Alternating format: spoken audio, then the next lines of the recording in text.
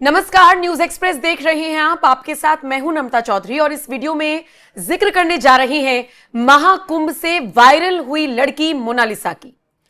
Mona Lisa ने फरमान नाम के लड़के से हाल फिलहाल शादी की। फरमान मुसलमान है, जैसे कि आप नाम से समझ पा रहे हैं, और निश्चित तौर पर मोनालिसा किस समाज से आती है आपको बखूबी पता है। और शायद इसीलिए जब इन दोनों की शादी की खबरें आई तो सोशल मीडिया से लेकर मीडिया तक के गलियारों में लव जिहाद का एंगल भी घूमा।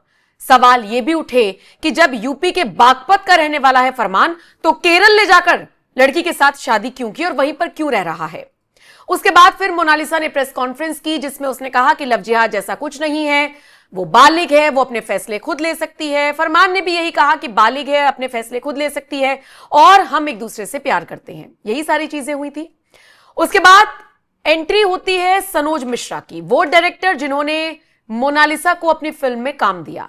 सनोज मिश्रा ने एक एक करके सारे चिट्ठे खोल डाले और फरमान के साथ साथ पूरे नेक्सस के तार खोलने की उन्होंने कोशिश की। उनका सीधे तौर पर कहना था कि लव जिहाद का शिकार एक और लड़की हो गई है। मोनालिसा का परिवार भी परेशान है, सनोज मिश्रा भी तरह तरह की बातें कर रही हैं। पलटवार करते हुए मोनालिसा हर वो चीज कह रही है जो उसकी एज को, उसके कैरेक्टर से और उसका जो ये कह लीजिए स्वभाव है उससे मैच नहीं करता। वो बात कर रही है, सनोज मिश्रा ने उसे गलत तरीके से छुआ, लेकिन आज तक उसने ये बात कभी नहीं कही थी। वो बात कर रही है कि कान्हा से पूछा गया था क्या कि कान्हा तू मुसलमान है, उससे भी तो कई लड़कियों ने प्यार किया, यानी वो अल्लाह, मुसलमान, हिंदू करना सीख गई है। लेकिन आज इस वीडियो में अगर मैं आपसे कहूं कि यह दावा किया जा रहा है कि फरमान अब फंसने वाला है क्योंकि उसने एक नाबालिग लड़की से शादी की, तो आप क्या कहेंगे। पिछले काफी वक्त से सनोज मिश्रा हो, मोनालिसा का परिवार हो, ये एक ही बात की रट लगाए हुए हैं और वो ये कि मोनालिसा बालिग नहीं है, उसके फर्जी डॉक्यूमेंट्स बनवाए गए हैं और अब ये बात साबित होती हुई नजर आ रही है। शायद इसीलिए फरमान के लिए बड़ी मुश्किलें पैदा हो रही हैं। उसके ऊपर पॉक्सो लग सकता है और आपको यह भी बताते चले, पॉक्सो एक्ट के तहत खरगोन जिले के महेश्वर थाने में बाकायदा एफआईआर भी दर्ज करा दी गई है फरमान के खिलाफ।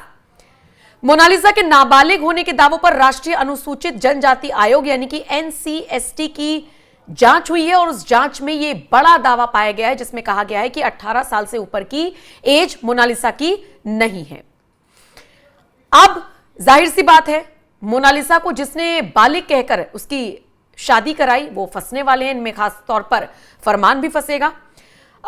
इसमें कई सारे अधिवक्ताओं की एंट्री हो गई है, जिसमें यह कहा गया है कि इस शादी में केरल के सीपीआई-एम के नेताओं की सक्रिय भागीदारी थी। कहा तो यह भी जा रहा है कि पीएफआई जैसे संगठनों की संलिप्तता भी एक गंभीर चिंता का विषय है। स्पष्ट यह भी किया जा रहा है शिकायत में कि यह शादी सिर्फ निजी मामला नहीं है, बल्कि लव जिहाद के अस्तित्व को नकारने के लिए एक वैश्विक स्तर पर फॉल्स नैरेटिव सेट करने की रणनीतिक कोशिश थी।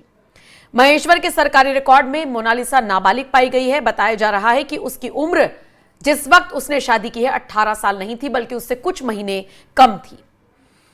अब जांच दल आगे बढ़ा है। कई सारे अस्पतालों का रिकॉर्ड खंगाला जा रहा है जहां पर मोनालिसा का जन्म हुआ था, उस रिकॉर्ड को खंगाला जा रहा है, जिसमें कि यह जानकारी निकल कर आई है कि उसका जन्म 30 दिसंबर 2009 को शाम 5:50 पर हुआ था।